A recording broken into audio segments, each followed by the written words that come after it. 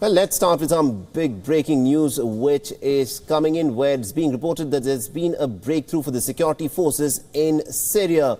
ISIS have been driven out of Raqqa. Losing Raqqa, which was once the de facto capital of its self-proclaimed caliphate, will be a major blow to the terror group. Now, the battle for Raqqa began in June with heavy street-by-street fighting amidst intense US-led coalition airstrikes and shelling. This is the latest that we are getting from Syria, where ISIS have been driven out of Raqqa. And for more on this, we are joined by our senior editor, Surya Gangadharan.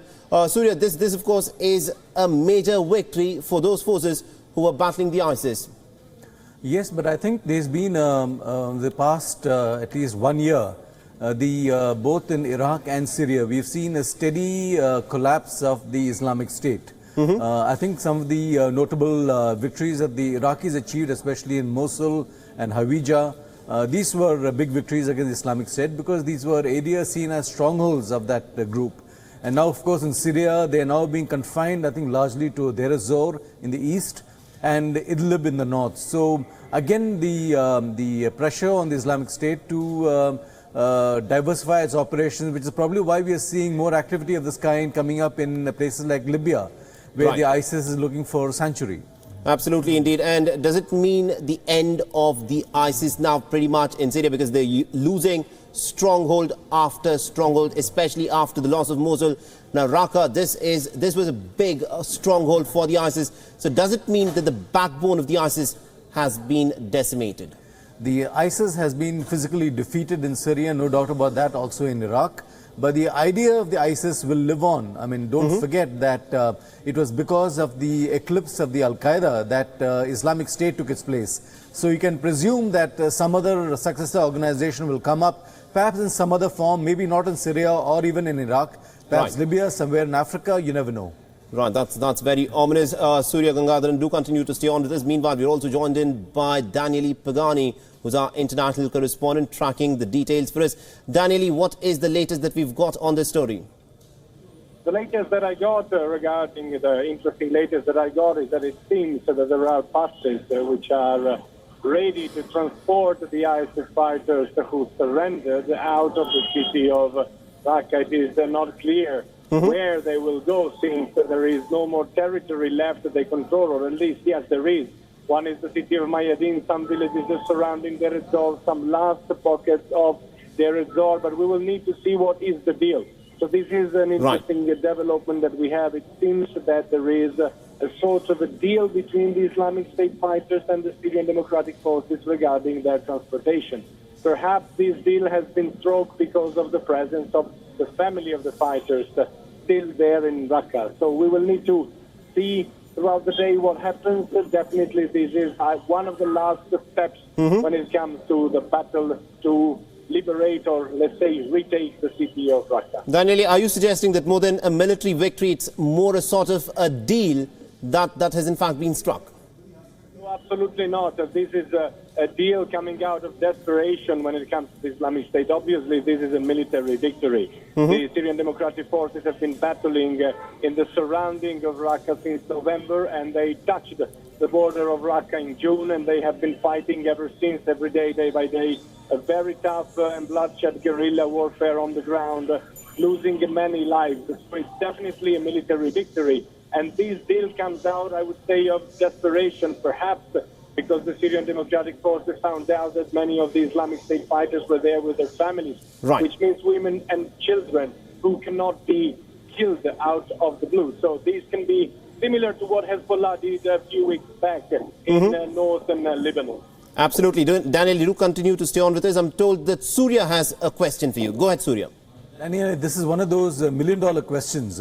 Where is Baghdadi? Any guess as to where he could be? So let me answer with a little bit of a touch of irony. The moment I will know where he is, I will call the U.S. forces and get the reward for that. But on a more serious note, we don't know. We received, the community, the media community received the proof that he is alive, or at least he was alive very recently, before sending the last message out of his fighters there were not very clear indicators of time in that message. He was only talking about North Korea and the tension between North Korea and the rest of the world, which has been going on for a few months now.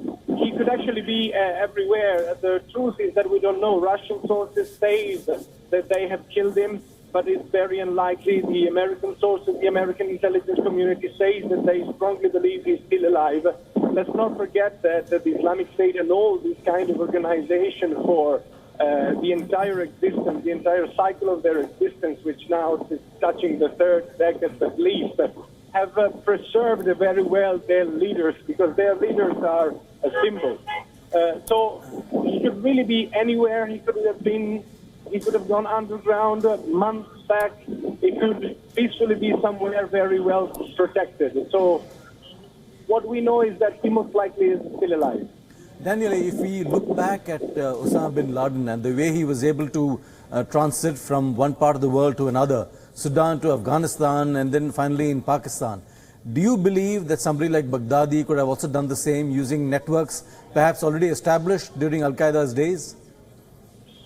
Absolutely yes. Absolutely yes. I believe that is absolutely possible. The Islamic State is not exactly in very good relations with many of the other organizations, but at the end of the day, even if they differ in some methodology, let's say, of fighting, their very ultimate goal is very much similar. They find common ground, and so it is very much likely that going underground, he can actually travel throughout countries, not only in the Middle East, but reaching other safe havens. It's very likely. So he just needs not to use the official way of traveling, but that is not exactly too difficult if you know how to use those networks. And those networks are there because the Islamic State does not come out of the blue. It can rely on, again, what I said, 3 decades of strategy in networks and underground movement of several other Sunni Salafi terrorist organizations. So if we can speculate a bit that he has possibly left Syria, what are the possible locations he could have moved to? There are several possibilities. It depends the relation that he was capable of maintaining with Al-Qaeda. That is perhaps the only possible network that he can use now, because the Islamic State has a presence in several other places, but they are very far away and very difficult to reach. It's very unlikely, for instance, that he has gone to the Philippines. It could be that he has gone to Afghanistan, but it could also be that he has gone maybe in the Sahel region in the north and central part of Africa, where Al-Qaeda is regrouping and is actually becoming very strong. But all this depends on the relations that he was capable of maintaining with Al-Qaeda. Let's not forget that he is the man who decided to split from Al-Qaeda, to go away, to walk away from the legacy of Al-Qaeda in order to create the Islamic State, his very own organization, and successfully so when he did. Now he's losing, but when he decided to do so, he was very successful. So, again, speculation. We are obviously talking about something we have no proof, but if we are to speculate, the Sahel region, so Africa, I would say Mali could be one of the places he could have reached, traveling through the Sinai, Egypt, and then Libya. Libya is another place for that matter, but the presence of the Islamic State in Libya is still very minoritarian and very weak, so I would not consider that a good choice if I had to escape and if I was Abu Bakr al-Baghdadi. Right, Daniele, and also, talking a bit about what happens in Syria next. We know there are multiple armies, one backed by the United States, where they're supporting the, a certain portion of the rebel forces who are fighting against Bashar al-Assad. Bashar al-Assad himself is backed by the Russians. What happens now? How does this go forward? ISIS is virtually defeated, but will Syria see any form of peace take place, or will this now unleash another round of fighting between these several factions who all seem to be fighting pretty much with each other? So, Saleh, this is the very big problem now. This is the true, real problem now. Yes, the Islamic State was a major problem. Yes, the Islamic State was dangerous. Now that the Islamic State is on the verge of its military defeat, I would say it's going to take days. The problem is what will happen in Syria. Syria is a country which has the largest part of its territory completely destroyed. It is estimated that for the reconstruction of the country, Bashar al-Assad will need figure which oscillates between 150 and 180 billion US dollars. So this is an amount of money that obviously Syria doesn't have. Syria is virtually a failed country. It's broken.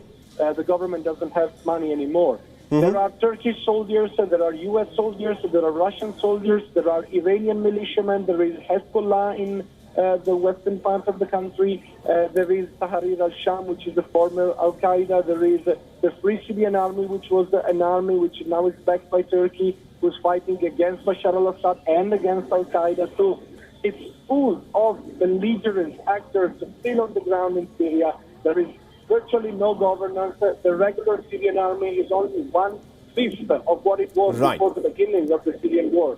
And Bashar al-Assad does not control the country. If Iran and Russia walk back from the country, he's virtually left without any sort of control. So it's a very big problem. And the problem is that there is no plan, no strategy. There is no political exit out Absolutely, indeed, Daniel. We'll have to leave it there. The fact that the ISIS has been defeated in Raqqa does not necessarily mean that peace will be restored in Syria. This is a very complicated situation which is in fact unfolding there. We'll have to leave it there. Thanks both to Surya Gangadharan